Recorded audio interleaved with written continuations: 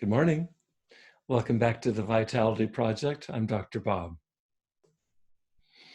Yesterday, we went into some detail about how it is that many of our brains and minds are working right now amidst the current international crisis around the coronavirus pandemic. In a nutshell, what we did is we focused on the origins of anxiety amidst this current circumstance. As if that weren't bad enough, in a situation where there's such dire concern, if you think about it, coupled with new health information coming out every hour, as well as new governmental restrictions, it's understandable that our brains can begin truly to max out with fear and worry. In this kind of state, I think of it as just a near panic. It's natural for us to want to reach out and share our fear with others.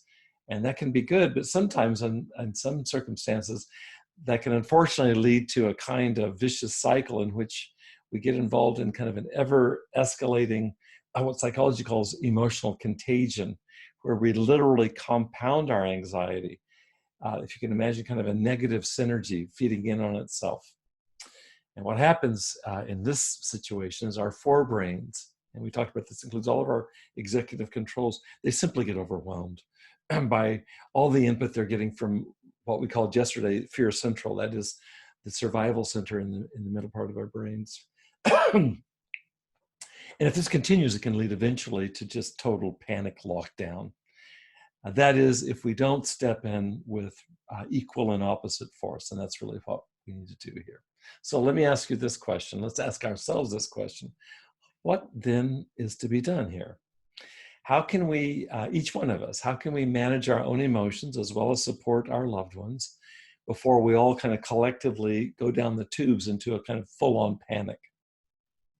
I think particularly of importance here in our conversations, owing to the context at the Vitality Project, how can we find healthful alternatives to our otherwise finding it necessary to resort to what many of us know, which are addictive distractions, whether with substance or with behaviors, a kind of self-medication, a kind of anesthesia, where we do it just to maintain some semblance of sanity in the face of what are otherwise legitimate worries, legitimate concerns about this coronavirus.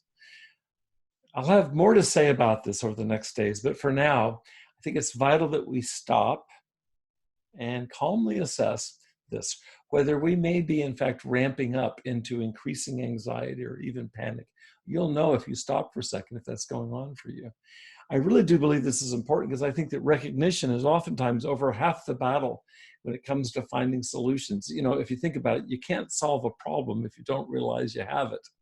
So let's pause for a moment and see, where do we stand in terms of managing our stress, managing our anxiety, forestalling panic? How are we doing with that? And then come back tomorrow because I'll be lending some concrete ideas about support, as I will over the next several days, okay? I hope you'll take care of yourself today. Come back and join me tomorrow at the Vitality Project, and we're gonna, I talked to somebody today, it's gonna take a village to manage this, and I think that's what we have, here's a village. Be well, and I'll see you tomorrow.